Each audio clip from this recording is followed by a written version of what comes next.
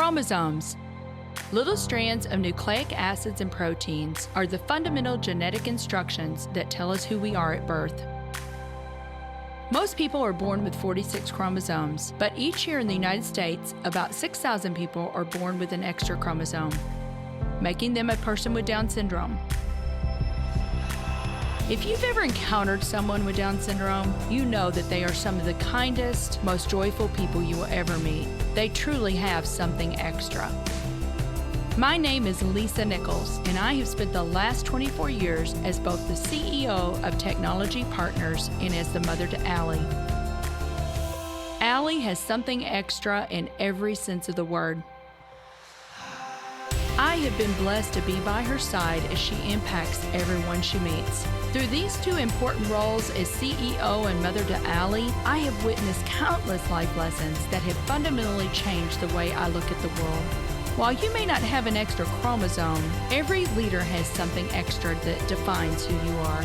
Join me as I explore the something extra in leaders from all walks of life and discover how that difference in each of them has made a difference in their companies, their families, their communities, and in themselves.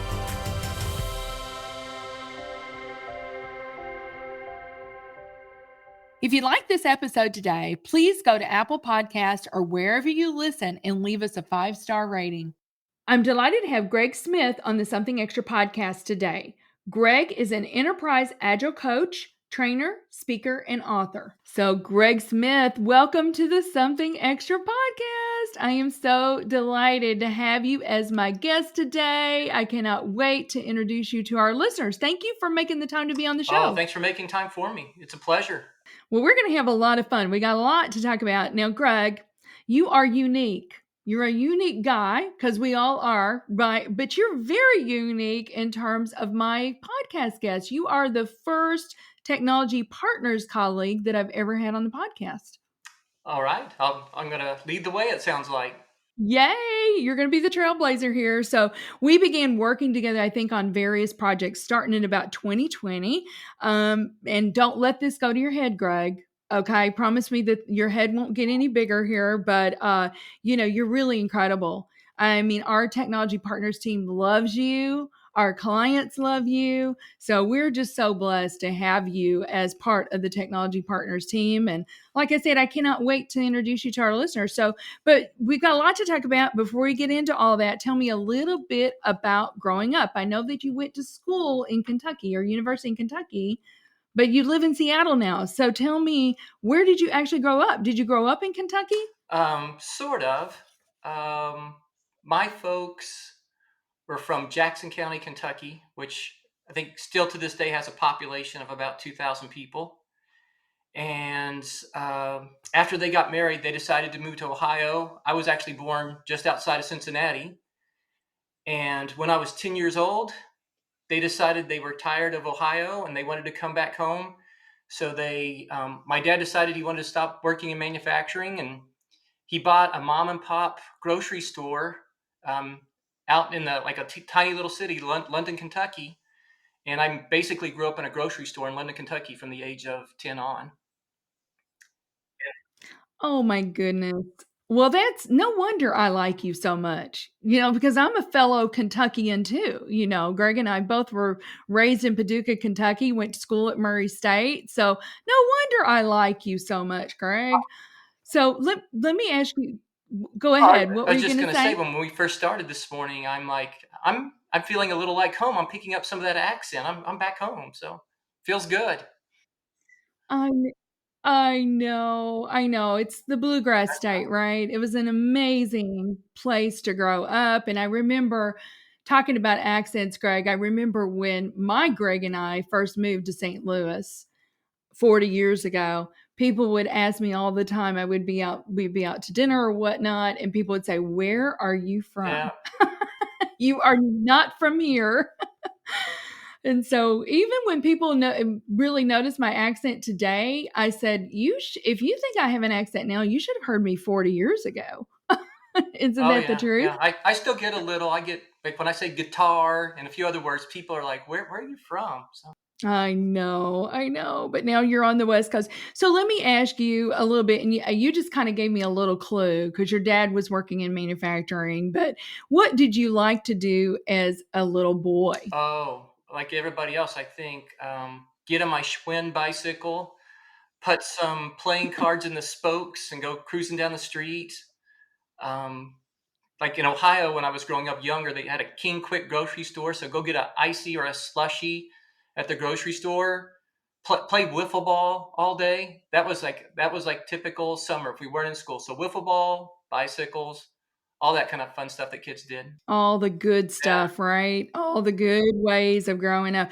Well, I know that you are a super hard worker.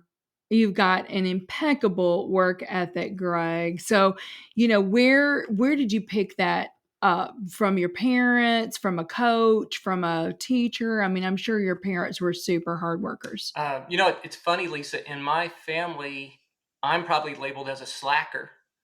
Because I take vacations, I do kind of normal things, and all my family, my brother, my dad, all my nephews and nieces, they're like workaholics. Like they're like 60-hour a week people. So if I come across as having good work ethic, from where I come from, supposedly I'm below the standard. So it's definitely in my hometown. It's Kentucky culture. It is earn your money kind of thing. So I think that's a huge part of it, is probably just how I was raised with my family and that local culture. Mhm. Really strong values, I'm Oh yeah. sure. Growing good, strong values, and I Paducah's not as small as the city that you grew up in, but I always said it was a smaller city, maybe 45,000 at its peak, right? And I always said that really I could not get away with anything. My mom knew Right. everyone. And if I said, "Hey, I'm going to Sarah's house," and I didn't show up, she would know it because she knew everybody, right? It's really special, special culture. So I know you went on to Eastern Kentucky to get this degree in lean manufacturing, industrial automation, and computer electronics. And I was going to ask you who or what inspired you to pursue that degree, but I bet you watched your dad. That would be my Yeah, guess. it's funny, Lisa. So, the agile stuff I do today, one of the synonyms for agile mindset would be thinking like an entrepreneur. Like if every investment decision you make was your own money. And so watching my dad like go through recessions and keep his little small store going and constantly making decisions of whether to invest or whether to kind of lay low for now, that definitely helped, and it definitely had huge influence. And I went off to Eastern Kentucky and was going to go after a business degree. And my very first class was at 6:30 a.m. and it was on complex economic theory, supply and demand, and I hated it. Um, and my roommate was taking this lean manufacturing stuff, and I'm like, "What's that about?" And he started explaining it to me. I'm like, "That sounds a lot better than business." So I changed major after my first semester, mainly because of my roommate. But then that entrepreneur kind of way I was raised with my dad is a great fit with lean, because lean has that same mindset. Yes. Wow. Well, I'm grateful. I think it worked out well for you, Greg. Oh, We're going to talk about that.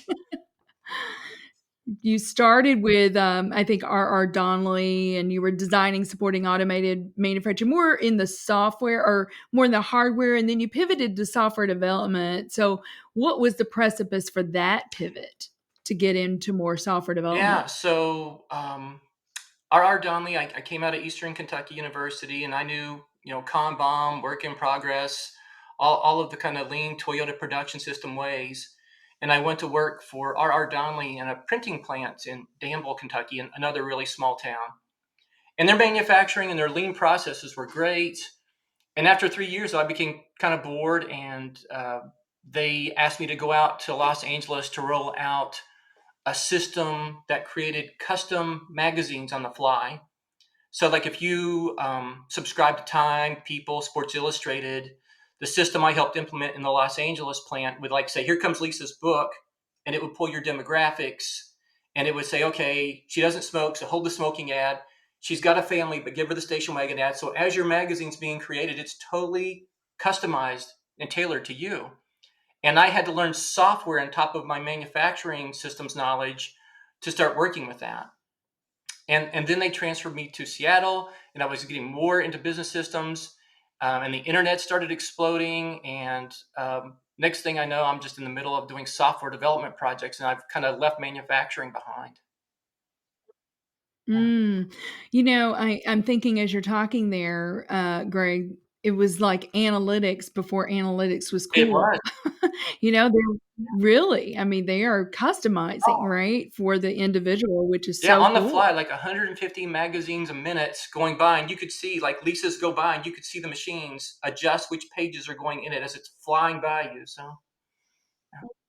Incredible. That is really fascinating. Well, but in I guess in 2001 then you started specializing in agile software development and you were trained by Jim Highsmith. And for our listeners that may not know, Jim Highsmith is kind of a big deal, right, Greg? I mean, he was one of the 17 original signatories of the Agile Manifesto, which is really the founding document for Agile software development.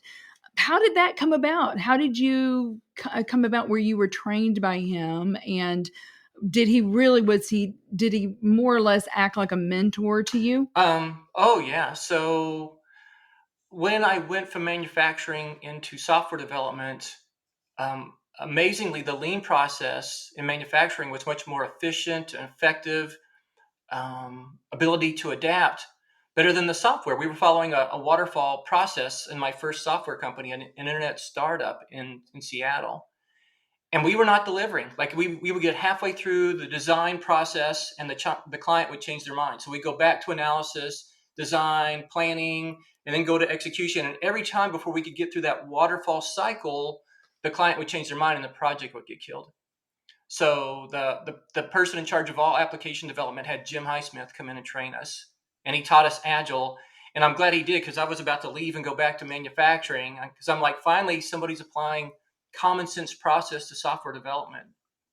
And Jim came in, taught us his Agile project management philosophy and process. And in the workshop, he even told us, my principles are universal. Like, these principles should work almost in any company, any organization, but how you implement them with your specific practices probably needs to be tailored. So as soon as he trained us, that's the first thing we did, is like, okay, we did his case study, we understand how to do it, let's customize it to fit our work mix and our constraints. And so Jim was incredible.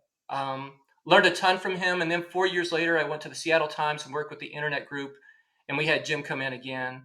And same thing, we tailored it to news and to a newspaper. Mhm. And I learned, like, after the second go around, I'm like, I'm in love with this. I'm in love with Agile. So and Yes. Jim, to your point, Lisa, like, I've met a lot of the people who started the Agile Manifesto and participated in Utah in creating it. Jim's project management background versus being a software developer is a much better fit with my mindset, because I like to think about overarching system. And Jim always taught holistic, a system-wide approach. Don't just be myopic and think Scrum team and then don't worry about the rest of the ecosystem around it. He always thought holistic, like Deming did. So to this day, I Mhm. love Jim. He's like incredible. Do you still stay I in don't. touch? I follow him. He's Do you semi-retired. I you follow his follow? podcasts and things like that, and kind of leave him alone. But he's out there. I can see having a good time still, like speaking at conferences every now and then. That's awesome. Well, Greg, and I know that this you're not going to like this attention on you. I know you're not, but I feel like I should read to our listeners. For our listeners, Greg is really a big deal too. I'm going to read some of the testimonials that I have about Greg, and I'm just going to read a few of them here. You were doing a workshop, I believe, for T-Mobile, and this person says a 360 look at Agile for the T-Mobile PM community was tremendous. We learned a great deal in just 2 hours with Greg.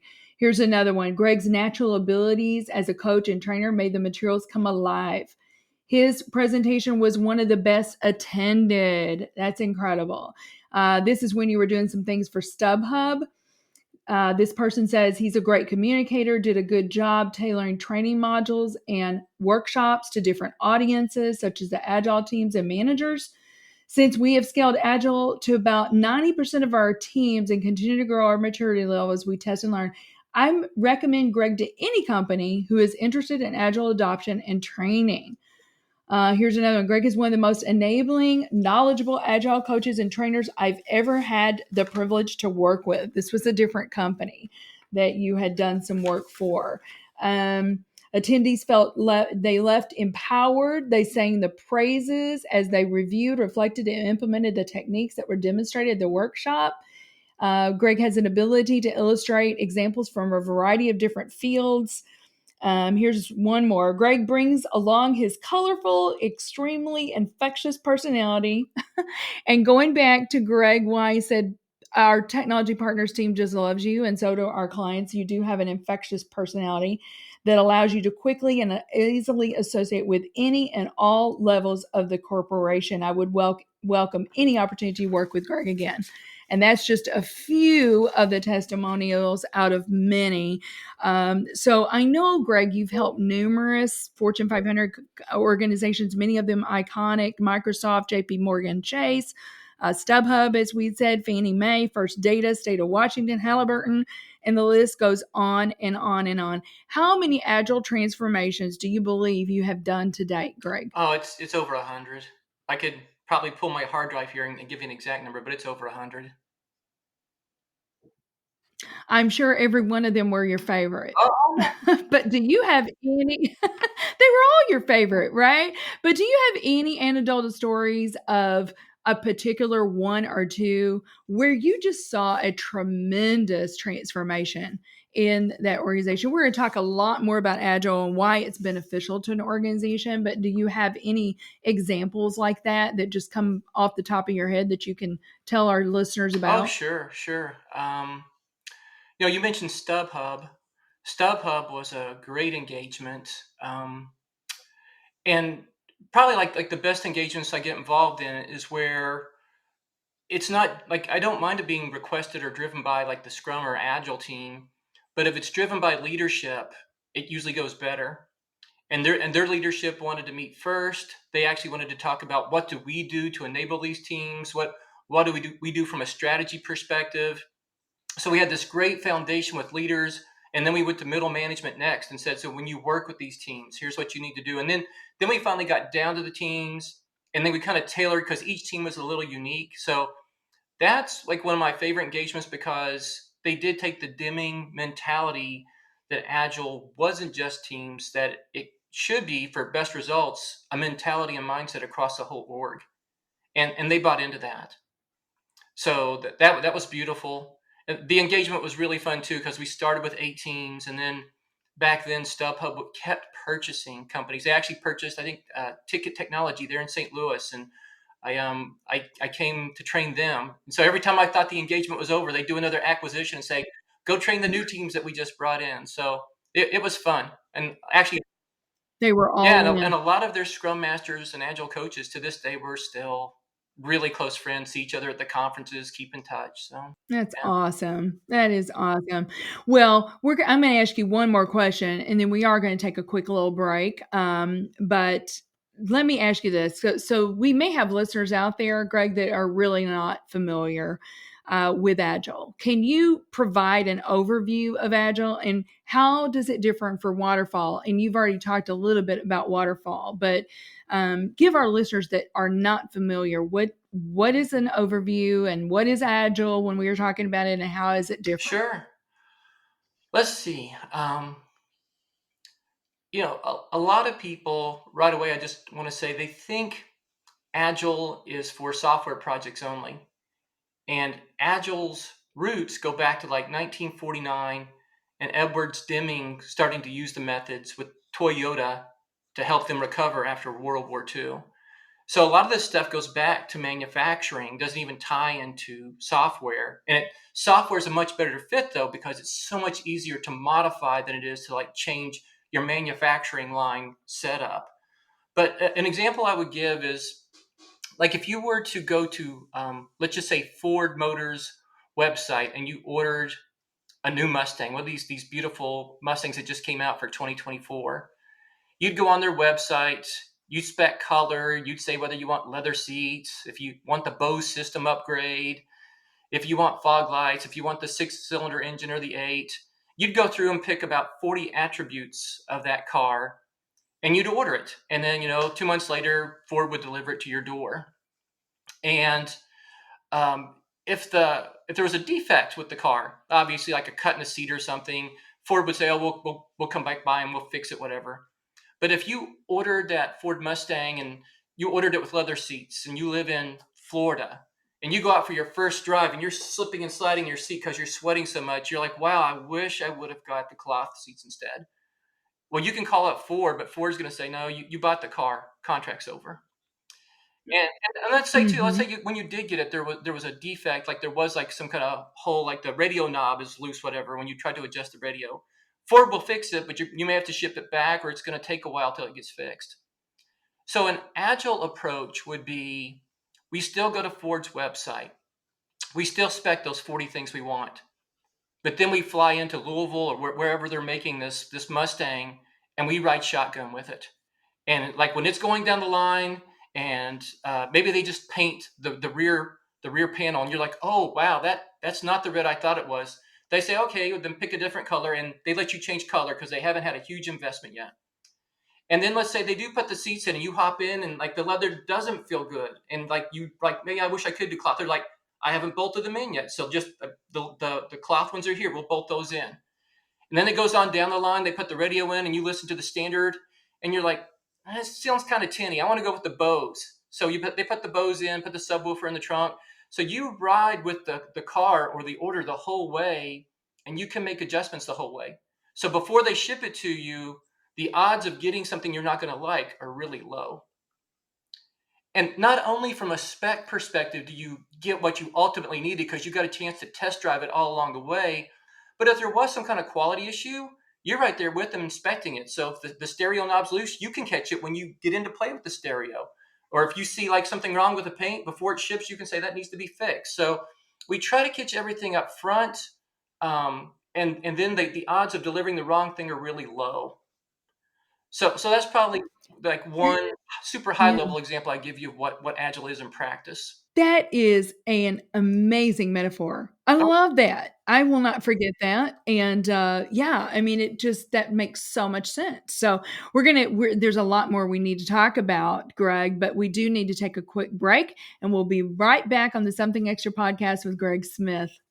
Hey there. In a challenging business climate like this, savvy leaders look to technology to find an edge. This can mean the difference between staying ahead of the curve or playing catch-up. It's time to collaborate with the highly skilled experts at Technology Partners. Our team of technologists draws upon decades of experience for your project, with each bringing a passion for solving problems and a track record of success. How can we help you overcome your biggest technology challenges? Visit technologypartners.net to book a free consultation with one of our leaders. So, welcome back, everyone, to the Something Extra podcast with my friend and colleague, Greg Smith. So, Greg, that was an incredible explanation of Agile. Thank you so much. And I think even if someone has never heard that term before, they're going to understand that. But you've already kind of talked a little bit about this, because you can change on the fly. You're going to be able to hopefully get what you want at the end. But tell me some of the other benefits of Agile software development methodology over waterfall or one of the other project management methodologies. oh, sure. Let's see. Let's go back to the Mustang example just for a second. A lot of folks these days use the term minimum viable product, or MVP. And when Ford was building that Mustang, let's just say like we ordered it, back in March, we could have said, "I've got a road trip like this summer in June." And they might say, "Well, it's not going to be totally done till September." And I would ask them, "Well, can you give me a version that's good enough to drive, like by June? So maybe it doesn't have even the stereo isn't upgraded yet or whatever. Can you give me a light version?" So one of the great benefits with Agile is you can often spec like the lowest release level or lowest spec level of your request and take that live and start using it and start getting return on your investment while it's being finished. So a lot of times people will do a software project and after like 8 months, it's good enough to release. It's not a robust product, but we can maybe put a fire out because customers are complaining, or we can be the competitor to market. So it may not be a perfect product, but we can get it out there to keep our space and not lose like market share, and then come back and make it more robust, more usable later. So that's a huge benefit of Agile. Another one is like Edwards Deming, um, tied to lean, but really has huge correlation to Agile too. And he often talked about delivering the highest quality product in the shortest amount of time with the lowest possible cost. And if you're catching bugs, defects, things the client didn't want upstream, the cost of modification is so much cheaper if you catch it on the spec or if you catch it when you're just starting versus a complete product. So a lot of people love Agile because they see their costs go down and their margins go up. So that's one of the great benefits. At the team level, if we use a classic waterfall project, nobody really celebrates until the Mustang gets into somebody's garage. But with the Agile process, like every 2 weeks or so, we'll reach some kind of milestone to celebrate and get feedback from the customer, and it kind of energizes the team. So they get like more frequent reward system, and especially on a longer project, maybe a 1-year project, every few weeks, getting feedback, you're doing the right thing and getting complimented, and that's what we want, is really good for the team morale and keeping enthusiasm up. I often tell people I love Agile, but I gotta say, enthusiasm is probably 50% of it. So if I had a team that was using Agile, but they weren't enthusiastic about their project, and another team using Waterfall and they were enthusiastic, there's a decent chance the Waterfall team might do a better job. So that enthusiasm part in Agile, getting that constant feedback is kind of huge. There is a mental part of this too. It's not just process. Yeah, it makes total sense. Makes total sense. And that feedback, I mean, as long as it's, well, maybe even if it's not good feedback, It's still it's good. At least you know where you need to go, Yeah. right? You know what then what you need to Yeah. adjust. I love that. Well, so Greg, I'm going to do this because some of our listeners, may not be familiar, but I'm going to list just a few roles that we talk about. And then can you, in layman terms, explain what each of those mean, just in very short? So like if someone hears the term or role product manager, what would that mean in layman's terms?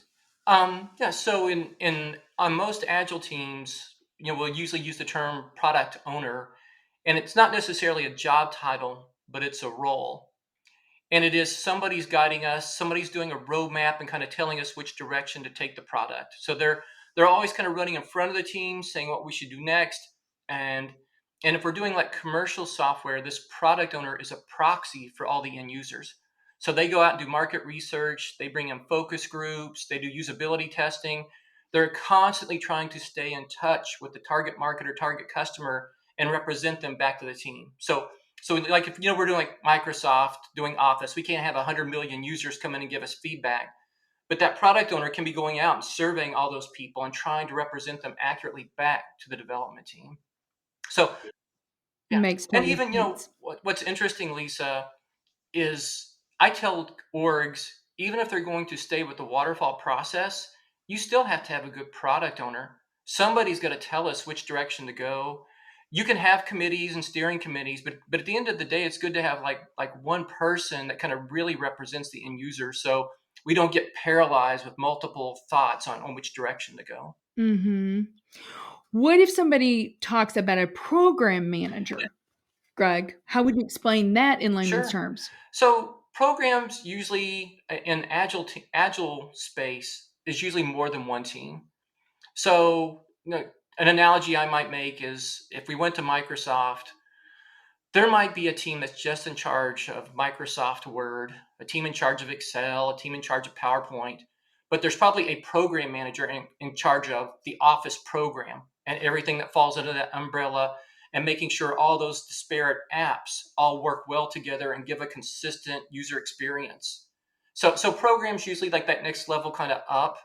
A lot of times, like, kind of Mhm. works with the portfolio of all the stuff going on in an organization, but it's usually bigger than just like one product line. It's usually multiple. Yeah, that makes sense too. So, our listeners may have heard the term Scrum Master. Yeah. So, as I mentioned, Agile's got its roots in manufacturing. In 1993, a couple of Americans came up with using Scrum for software, and they came up with the first Scrum guide. And they started really putting a kind of more structured definition around a Scrum Master. And in most orgs, Scrum Master isn't a title. It usually is like a project manager, like from an HR title perspective. But they are supposed to be your internal Agile expert. And they should have a system perspective on Agile, how it should work for requirements, how it should work for design, how it should work for development, how it should work for DevOps and production support, and then be able to coach everybody on creating a nice unified Agile system that works well. So they kind of bounce around that whole workflow, looking where there's bottlenecks or misunderstanding and trying to optimize the whole, as they say in Lean. So they're always trying to optimize the whole system. And if they're really good at their job, they work themselves out of it. They pass enough knowledge to the Mm. team that they get sent to another team to go help them get started. So their long-term goal is to work themselves out of a job. I love that. I love that.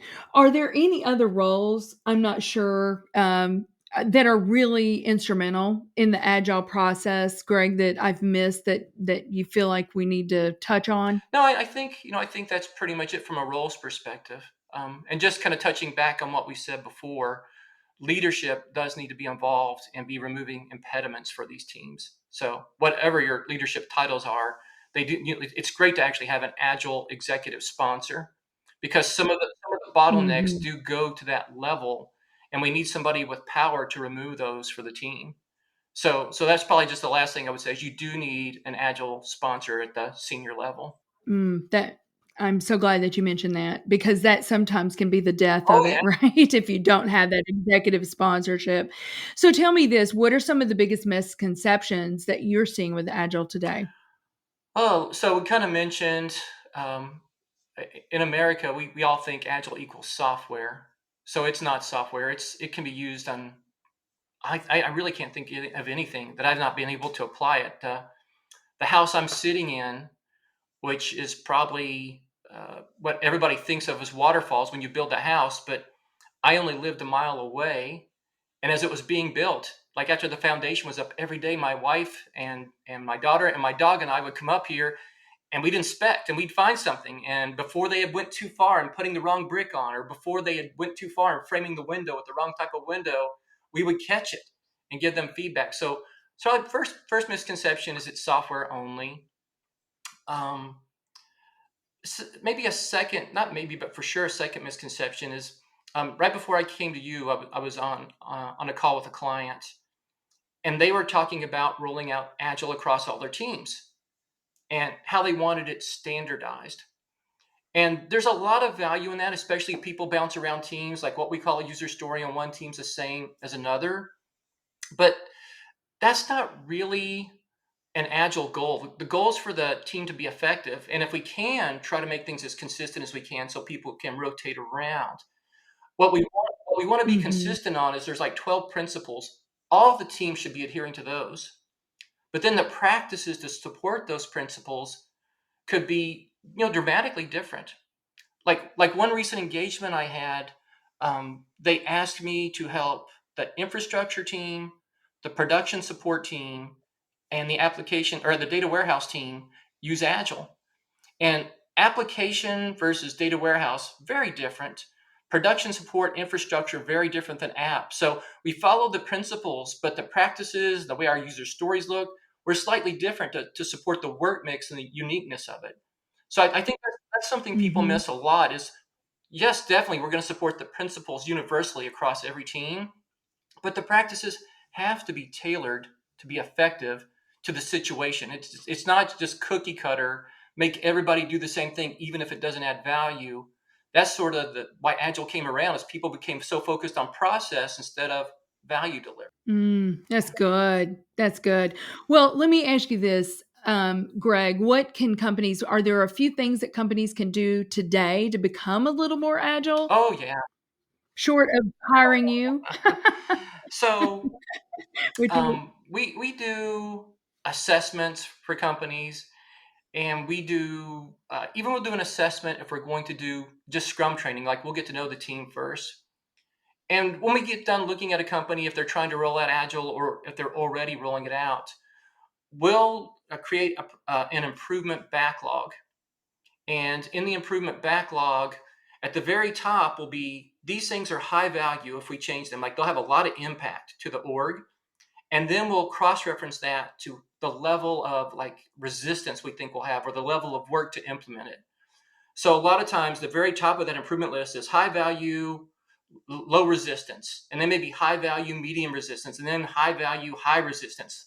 So to your point, starting with the kind of classic ones that I see, it's usually not too hard to implement some kind of process like a daily huddle or stand up. Even if you're not doing all the other agile practices, you can have a daily sync of your team, and that'll bring transparency into your org. So you can definitely do things like that. You can actually start doing stand ups immediately. Um, if you are doing Scrum already, another kind of easy thing to do is to see, are we delivering consistently? And could it be our sprint length is like maybe too short? So you can look at your sprint structure and you can start seeing quickly if it's really not correct and if you need to either shorten it or lengthen it to fit the model. Another one, like I mentioned, product ownership isn't just an agile thing. I find we can do that without doing any changes to the process.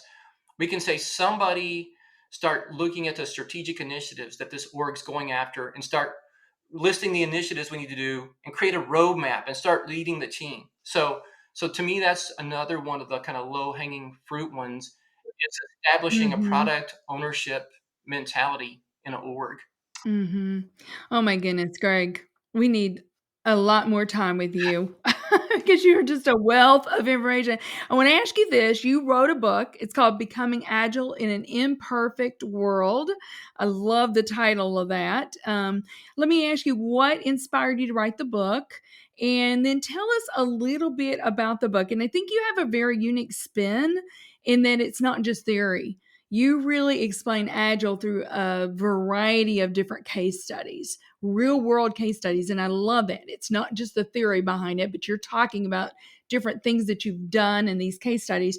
What inspired you to write the book, Greg? Yeah. So, or who? It could be a who too. There was a bank called Washington Mutual. I'm not sure if you've heard of Washington Mutual or not. And I have. And early in my career, they had just failed an audit from KPMG. And like it basically said, they're publicly owned and traded, so their controls were not very good. And, it was around the days of Sarbanes-Oxley just kicking off. So I was actually asked to come in because after 2 years, they had become so process and checklist oriented that they weren't delivering anything. Their check boxes looked great. Everything was in governance and compliance, but they were delivering solutions that when they got done, nobody wanted. So they had so much waste going on. So they're like, okay, we went too far. So can you come in and start teaching our teams how to use Agile? So they started me with the internet team, and I thought my role would expand to like the other 70 software development teams, coaching them. But the other ones were reticent and kind of conservative. And I got limited to like only coaching this 30-person team. And Washington Mutual is stable. I like the income, but on a right brain perspective, I was dying. Like I am not using what I could do. So I went to Bellevue College, just outside of Redmond, Washington, approached them about their continuing education sector they had and said, I'd like to start teaching real people who were in the field Agile. And as I started teaching the T-Mobiles, the Warehousers, the Boeing, the Microsoft employees who would come to my workshop that I would do at night away from my day job, all we came across was constraints. Well, this is why I'm not a good fit for Agile. And in my workshops, we would work through that and start saying, well, how could we still meet the goal of the principle without having a perfect org structure? Like maybe we can't name somebody product owner, or maybe, our sprints can't have to go at least a month, which you're not supposed to go a month. There's something crazy. And so, in the workshops, we started tailoring. And I'm like, man, this is gold mine. I'm seeing so much stuff. And when I go to Agile conferences, people don't talk about tailoring it, customizing it to the situation. And that's definitely what led to the book. The real world working with these large businesses in the Seattle area and seeing them all like walk away from Agile just because of these constraints. And they could still use it. They just somebody had brainwashed them. They'd have a perfect environment to implement it. So that was, Which is probably never going to happen. nobody's got There's not going to be a perfect Yeah. environment. Yeah. Right. And there is a critical mass. There is a point where you've got so many things going on. It may not be the right time to move to Agile, but that's incredibly rare. I mean, that would be a pretty dysfunctional org if like there's just no value to be had from starting to implement Agile principles. That's so good, Greg. So good. Well, I want to pivot just for a minute here and talk a little bit about leadership. So I'm sure you have your own leadership style, and I don't want to put words in your mouth, Greg, but I look at you, you're very collaborative. You're certainly not an autocratic leader. I would describe you more as a servant leader. You're very inspiring, and you have to be influential because when you're getting all these teams on the same page, Greg, you have to have some influence there. But what would you say about your leadership style? What have I missed? Oh, I would definitely say I'm a situational leader. So I don't have a default. Well, actually, I guess I do have a default starting point. I'm quiet at the start. I observe and then determine is this group or team missing total leadership, and I need to be like take myself up to that kind of alpha level and start leading, or are they doing pretty good and I can lay low and just help as needed, or are they somewhere in between and I need to kind of situationally kind of be assertive in coaching them. So I'm definitely situational. Like if there's strong leadership there when I walk in, I just do my role. But if it's missing, I'll do it. I won't say, I'm by default I'm an introvert, but I won't say I'm an introvert and I can't lead. I'm like, no, there's a fire here. I've got to do the right thing and lead. And I might go home drained that night because I am an introvert, but I will do the right thing for the org. So definitely I would say I'm situational. Yeah, I love that. Well, you've worked for a lot of great leaders. You've worked for a lot of great organizations. What do you think are the traits that are really evident in those top-notch leaders? Oh, let's see. Definitely humble. And I know that that's kind of strange because leaders usually have pretty healthy egos, and there's nothing wrong with that. Like, there's ego versus arrogance, but like being humble, like saying I still need to learn, saying I could be wrong. I think that's sort of a critical element in getting a team to trust you. I think That's I good. love leaders like, and you know these people. I love leaders who are really focused on developing their team members. I'm not sure what's going on with culture the last like 5 or 10 years, but I definitely can say like I've got a high sample rate, and it seems like managers, in my opinion, have gotten lazy. Somebody's got a performance issue. In the old days, we'd work on it.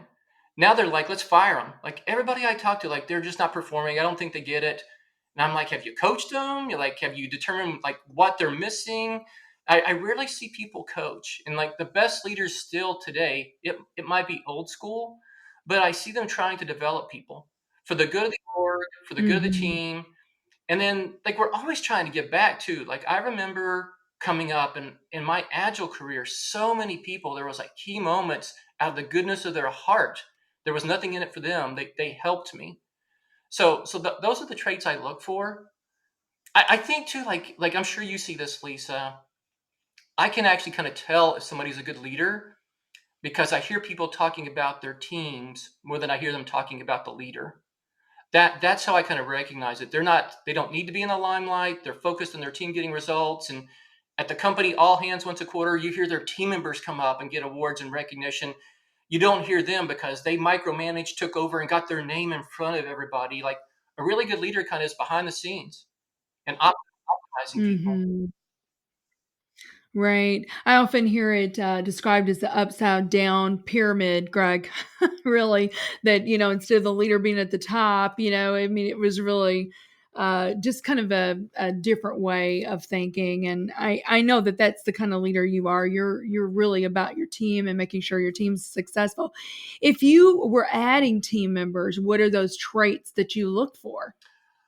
Well, definitely look for curious people. I love people who are hungry, still want to learn because, I've been doing what I do forever. I learned something yesterday. I learned something every day. So that hunger to learn is huge. In the agile space, not to say it's not important in other places, but like the soft skills are a big deal.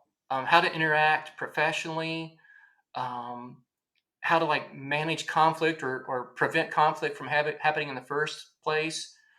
But still, I look for people that are courageous. And if we're in something that's kind of serious, they, even if it has some conflict aspect to it, they will speak up.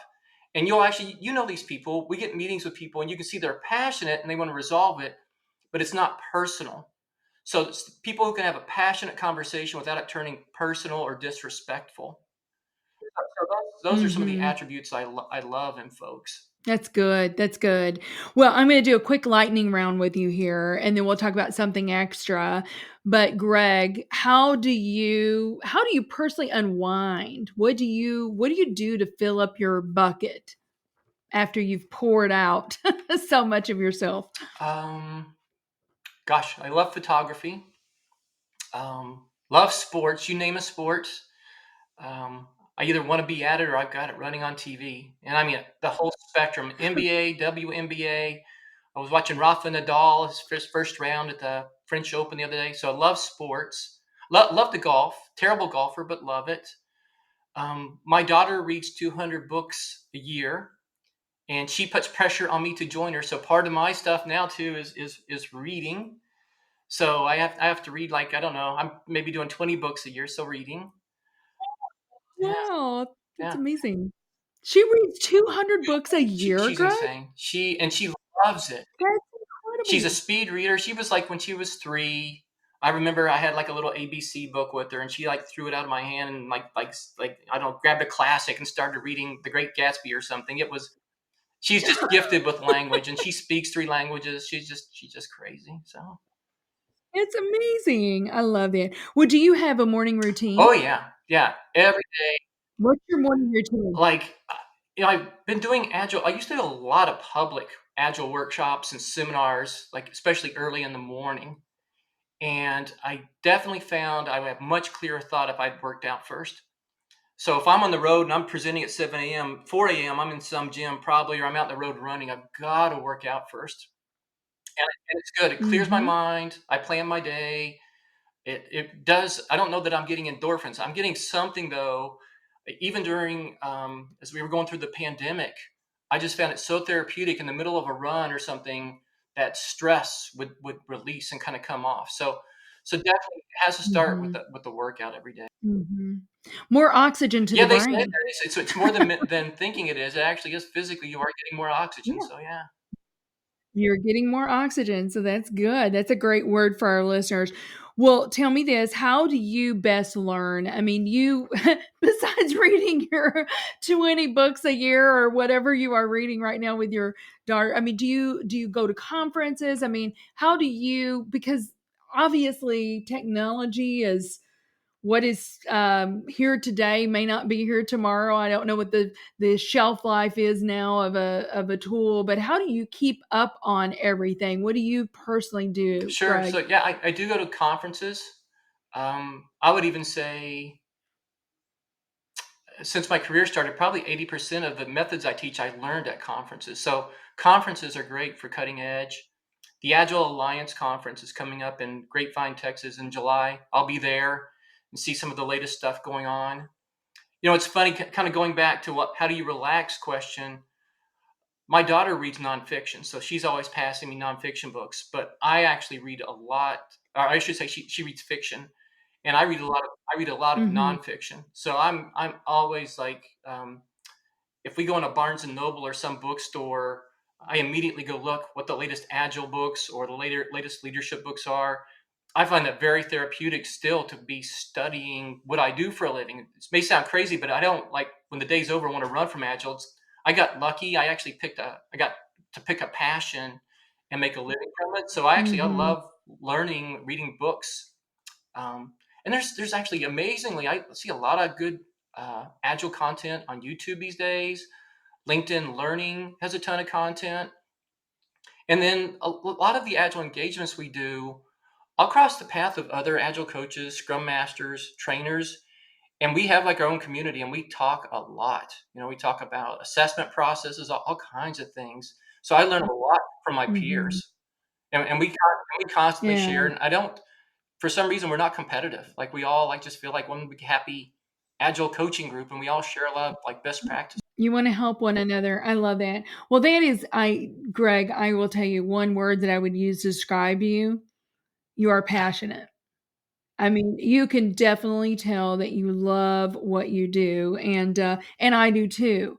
And so I like fiction, but as you can see behind me, I've got all kinds. I'm constantly reading leadership books, and I find it, like you, I find that very therapeutic because I want to get better, right? And I love that about you too. Let me ask you this. This is called something extra. What do you believe is the something extra that every leader needs? I think most leaders I meet are programmed to lead in their default style. And kind of going back to our earlier conversation, I think secret sauce is being situational. Like going in to see, a lot of us have seen that situational leadership quadrant, level 1, 2, 3, 4 employees, or level 1, 2, 3, 4 teams. And I think every leader should learn how that works and learn when to hold somebody's hand, when to do light coaching, when to do heavy coaching, when to start letting them go and actually helping them with their career and giving them some of your work. So I think the situational leadership mindset is I don't see it a lot out there these days. I usually see people have a default style and they're not looking at the situation. They're just like, organization, you must adhere to how I manage, versus how can I be most effective in this situation. Right. No, that is so good. I love that, because what's really important about that, Greg, is everyone is different. Yeah. You may have a team member that really just needs a little bit of hand holding. And then someone else that just gets it and goes. And it's all about really developing the people, though, to go back to what you had said earlier. Well, Greg, this has been so much fun. Literally, I could talk to you for 10 hours, but we're not going to do that to our listeners. But I hope that we have given them some things to hang their hat on today, and some things to think about, and maybe a little bit of a paradigm shift in their thinking. And and we'll make sure that they know how to reach you. So Greg, thanks so much for your time. I really appreciate it. Oh, thank you, Lisa. Thank you for listening to today's show.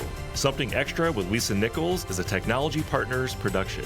Copyright Technology Partners, Inc. 2019. For show notes or to reach Lisa, visit tpi.co/podcast. Don't forget to leave a review on Apple Podcasts, Google Play, or wherever you listen.